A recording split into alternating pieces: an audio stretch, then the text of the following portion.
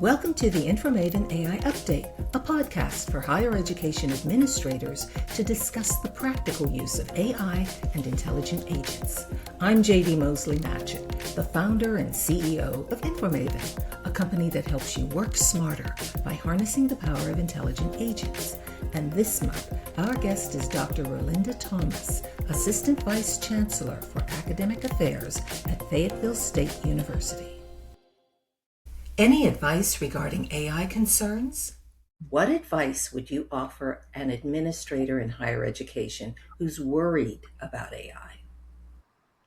Great question. And I certainly would not minimize those concerns because I shared those concerns. I want to make sure that we're using it certainly efficiently and effectively, but also safely. We want to make sure that the first thing, as I mentioned before, is making sure that you're using reputable sources.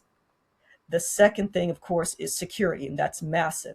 And so one of the huge caveats that I would share with people is to, even if you're using, the highest level security settings, I absolutely avoid using personally identifiable information, the PII. I would avoid using that in any of the projects. It's very useful. I have to say, it's an immensely powerful tool, and you can use it to really, if you're an administrator or really almost in any role, you can use it to supercharge your efficiency. It can research things far faster than you can, or any human.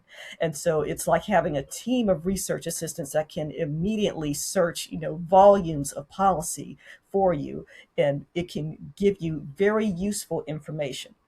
What I would also say to people, and I actually often do share this with people who use projects with AI, and there are some where I have designed AI projects specifically for friends or colleagues, and I always share with them that you want to make sure that if you're using this for analysis, that AI can hallucinate.